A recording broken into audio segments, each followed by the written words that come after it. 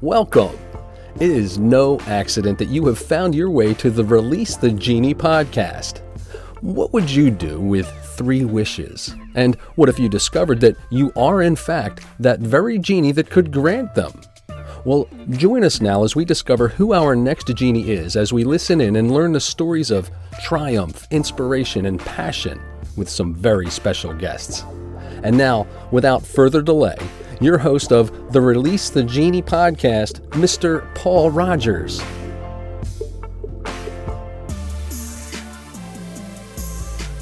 Good afternoon, good evening from wherever you're tuning in from today. I've got a wonderful genie who is joining us all the way from England, across the pond. I know I sound English, but I'm not there anymore.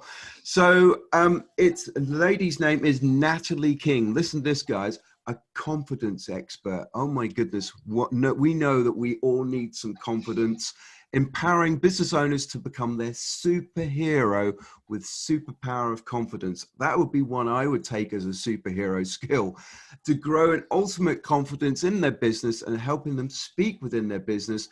3 main elements are taken into consideration: direction, visibility, and growth. Wow, what a mixture there. So Nathalie, welcome to the show. How are you doing?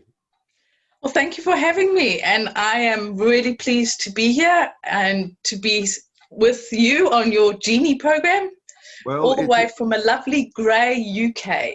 Well, is there any other? No, that's unfair. No, we have blue skies 3 days a year. Yeah, exactly. Yeah, exactly. We run out and celebrate and immediately get burned. So it's lovely to have you as a genie. I've sort of set the bit of the stage. I wonder if you can tell us a little bit more about yourself.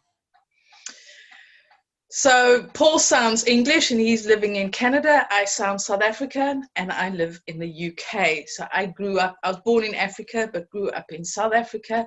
But I've been living here in the UK for 20 years and I still have a South African accent. But in South Africa, they say I have a UK accent. So I guess I'm just a no man's land at the moment. It's kind of like musical chairs. And when the music stops, you just sit down on whatever chair. And yours happen to be the UK chair and mine happen to be the Canadian chair. So the good news is we're still in the game. So that's fine. Exactly. And it's good to be in the game. It really is good. Absolutely.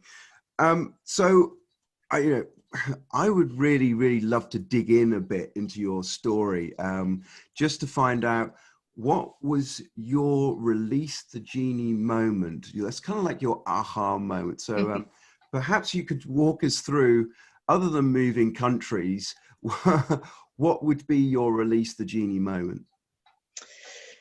My Release the Genie moment was slow in coming, or it was slow in me realizing it. And I had various jobs when I got to the UK. They were okay, but since being a kid at school, I've come across bullies and I've always managed to put myself into the victim mode and being bullied. And this followed me into the workplace, and it didn't matter what jobs I got, I seemed to attract the bully.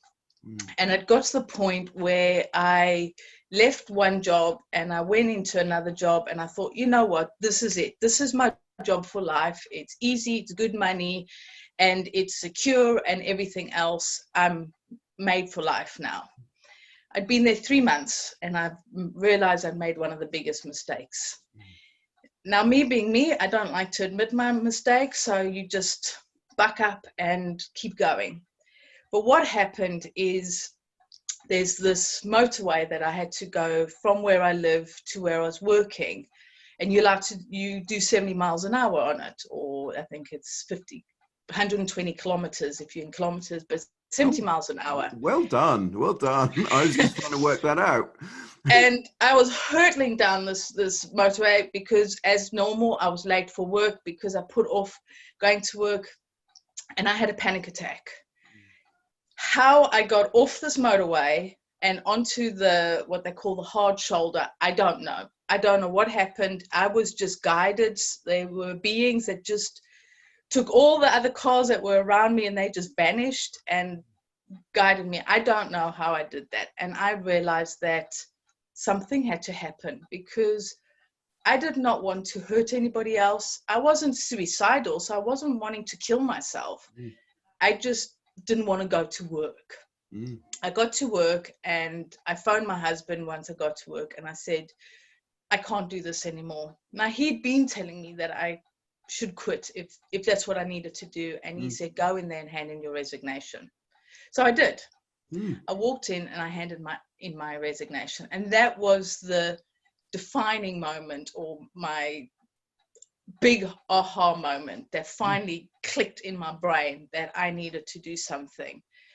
And once I had done that, it was, oh dear, now what?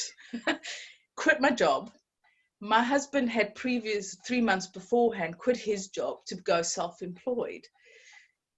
We were going to survive on my salary for a while, but my health was more important, and we did survive. We did manage. I then started my own business. I got myself into network marketing, which is a great way to have an easy business that you can just start straight away. So I did that, and that helped me to transition from being employed to going into self-employment arena.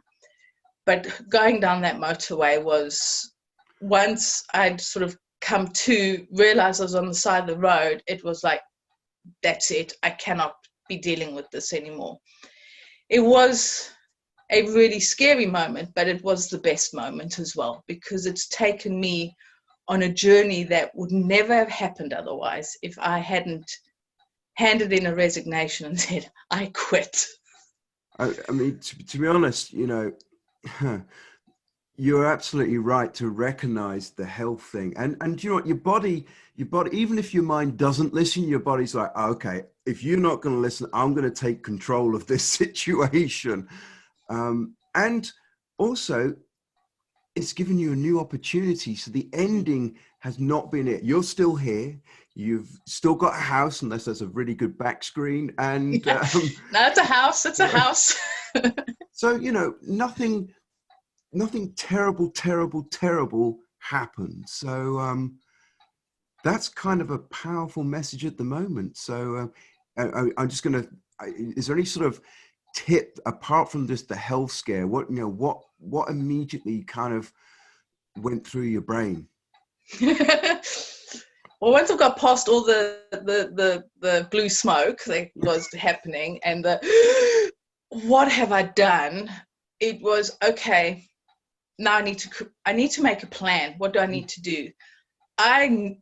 For me, I knew somebody who was in network marketing. I was using the product, so I had that contact, and I phoned her at work on break, and I said, right, you said there was business. What do I do? So for me, it was being proactive in it. I could have then, you know, handed in my notice, come home, hit a panic mode, and then maybe regretted it or gone under a duvet or something. But I needed to know I had an action plan. I had something to start working towards.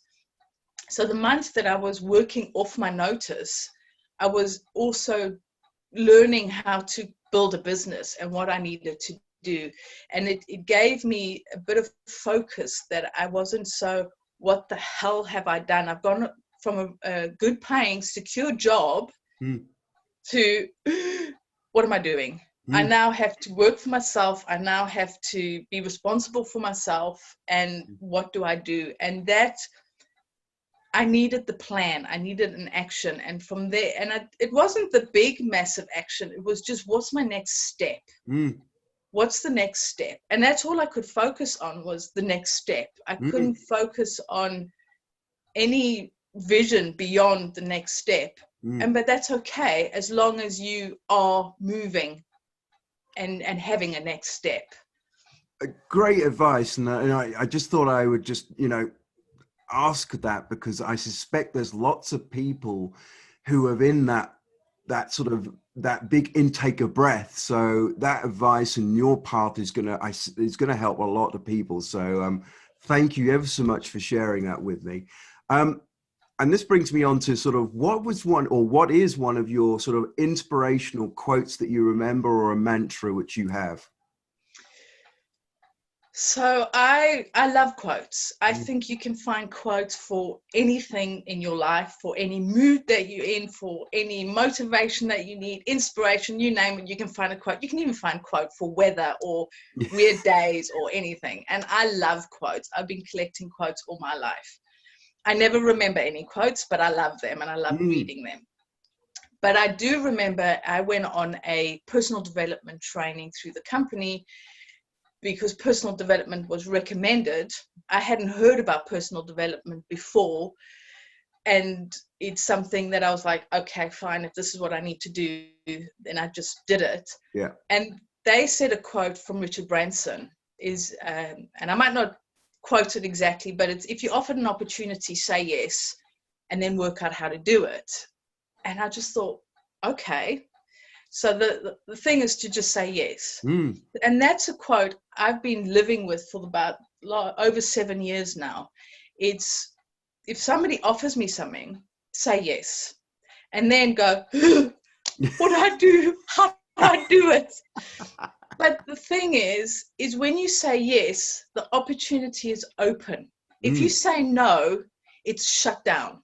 You can't then change your mind. No. Whereas if you say yes, and then you go, okay, I've just said yes, but can you tell me how you would like me to do it? Or what should I do? Or how can I do it? Or, oh man, there's been a lot of that.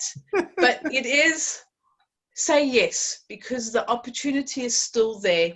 You can work out how to do it. And again, if you say no, the door is shut and you don't necessarily get that opportunity again. No, so that's my favorite quote, and it's about the only one I can remember. I think you're kind of right, because it's very hard to go, excuse me, when I said, it's like, look, dude, you said no, so we've moved on. So yeah, I get that. I get that. So that kind of brings me also to sort of, if I can dive a little deeper and say, you know, was there, apart from that, which is most people think, oh my goodness, that's an adversity you overcome. Is that the one, or do you have another sort of story which or something you had to overcome? Bullying was a long-term thing that I've had to overcome, and I've had to over the years realize that I could have, hang on, let me put my teeth back in. My brain has gone off somewhere. So bullying, it's very much, you can sit in victim mode when you're bullied, and you think it's all me. But actually, it's learning to take responsibility for why you were bullied. So yes, it's not just all on these individuals who created hell in my life.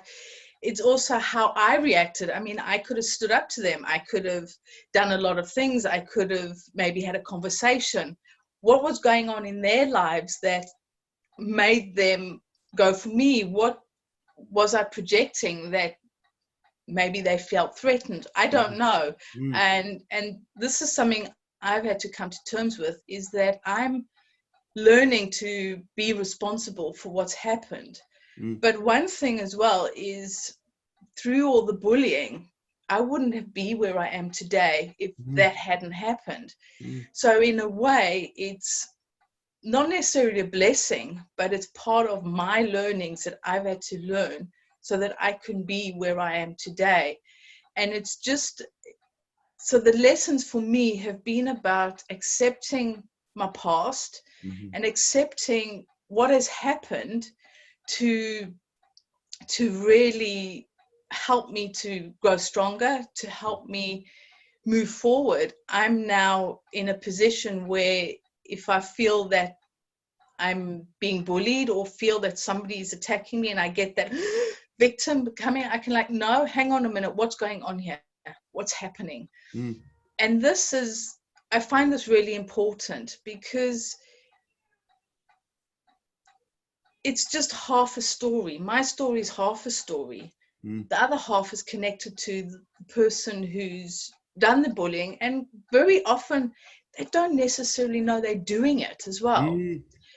So I'm not trying to excuse them, but I need to accept that this is part of my past. I can blame everybody, which is sometimes comfortable to do, but we need to be responsible for ourselves and our own actions. And I need to take responsibility that I didn't go, hey, excuse me, I'm worth something, you can't talk to me like that. Or I'd appreciate it if you would actually use a different tone of voice. That was on me, that I didn't do that. And I think all of that is very much builds us in creating who we are, and we can take it as a strength, as a learning. And learning is something I'm very, very passionate about. It's how can we better ourselves? How can we improve from what has happened? I mean, through the bullying, I've had that relationship that just, how did I get out of it? And when I think about that, I think, you know what, I was building my strength, that I knew where my boiling point was, so that when I was in this abusive relationship, I knew that there was a point, no, that's enough, that I actually upped and left the town I was in. So I moved then from Johannesburg to Cape Town, which is like going from one end of Canada to the other. It's a 14-hour drive. Oh, blimey. That, I packed my car and I just drove, and I just, that was my way of dealing with it. So it kind of helped you define a boundary then, which you got to a point you said, well, this is now not acceptable. So it's kind of helped you actually find the edges of an invisible object. So no, I think that's very, very important. So yeah, I love that. So tell us, what are you working on at the moment? What's sort of cooking at the moment for you? I've got fingers in lots of pies. That does not surprise me. And Paul knows about these little pies, and Paul is one of the pies that I've got my little finger in. He's a lovely plum pie. Oh, there you go. Well, I take that. That's kind of I like that. So it's at this moment, I've just created a 12-week one-to-one coaching program, which I'm really passionate about, and I'm just about to launch, or launch is a bit of a big word, but put out there I've created a little ebook on confidence as a superpower. So I'm quite excited about that. It's just to help people to learn how they can build confidence, because confidence is what I'm passionate about. So those are the two main things that at this moment that I'm working on. The little other bits are going to come out as they get ready to be birthed into the world. It's the only word I can think of. You're trying to find as many different ways to say, and it's quite funny to watch you think, oh, well, I've said that, so I'm going to have to go on the next one. I mean, to us, you're busy. You're a busy girl at the moment then. Well, when you do what you love, you just keep doing it. Yeah, no, I totally agree, and I know a lot of people who also, when they're following their passion, it doesn't ever feel like work. It's just part of what you are. So again, wonderful takeaway and message. So that's wonderful. Thank you. Thank you. Now, I now move to my second part of my show, which is really cool because now I get to ask you for 3 wishes. So are you ready there? Okay. So wish number 1, what is the best advice you have ever received in your life? This was a toughie for me. This really was a toughie. But I'll go back to my Richard Branson quote. Oops, sorry. Got my names confused there. My Richard Branson. No, I'm doing it again. Yes, Richard Branson quote. Yeah, I'm sure Richard doesn't mind if watching. He'll forgive you. Say yes. That has been the best advice I was ever given, because through that I've had opportunities to present themselves, including meeting Paul. So I met Paul via a connection who I met via somebody else who connected through somebody else in lockdown. And the lady who connected me and Paul lives in the USA. Paul lives in Canada. I'm in the UK. So you can see this wouldn't have been something that would have happened naturally in the pre-lockdown. But each one of those was an opportunity was presented, and I said yes. Would you like to meet? Yes. Who am I meeting?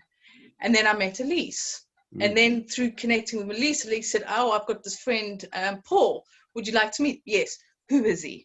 You know, so this is why that's been the best bit of advice is say yes. But it's also another bit would be follow your passion, follow your heart, follow where you need to go, because every one of you has something to offer, has value, and follow it. Don't dampen it down. Just follow, even if it's kooky and weird and people think, huh? What are you doing?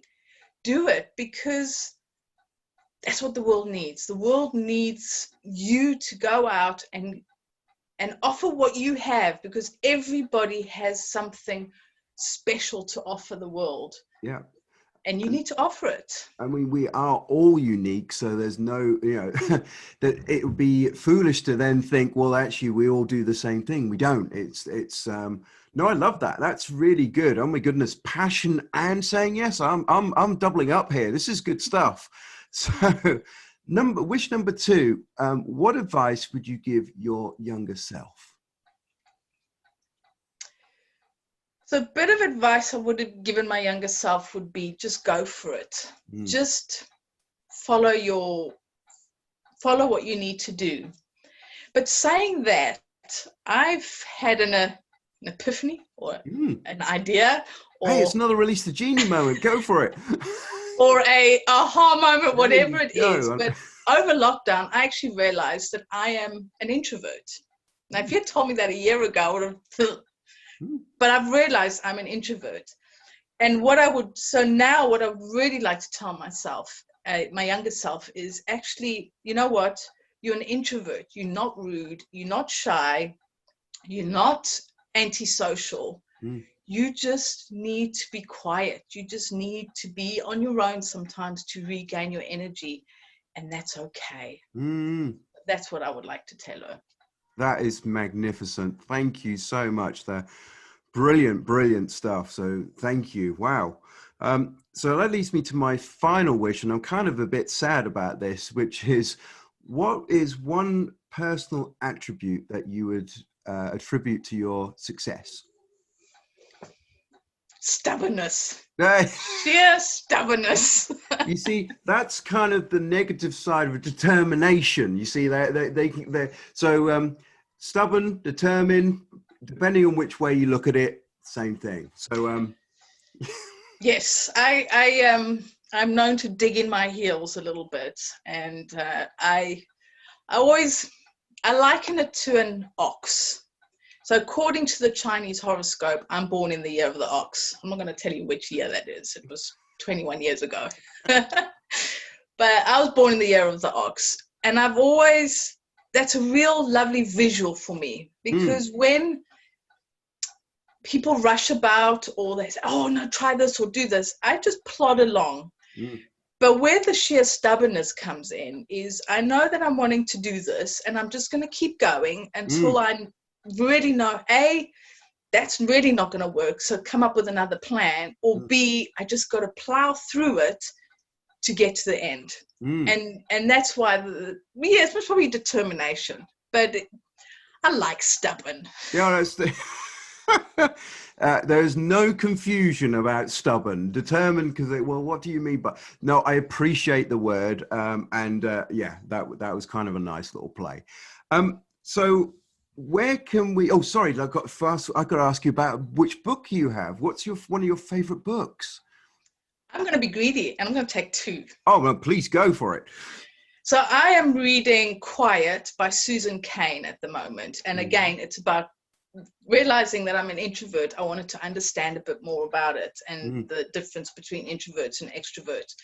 And it's actually a really interesting book that I would recommend it to anyone who's either in business or who is dealing with quiet or anything. And there's some good information in there. So do read it. It's great for anybody, really, even extroverts. It can be helpful. But the other books, I'm going to say. So I'll just do one author, but she's written books. Okay. Is Brené Brown.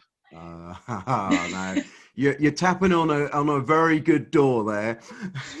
So her books, I've got a lot of knowledge from her books, both for personal as well as helping my clients with confidence, because a lot of what she says can be looked at in a confidence way.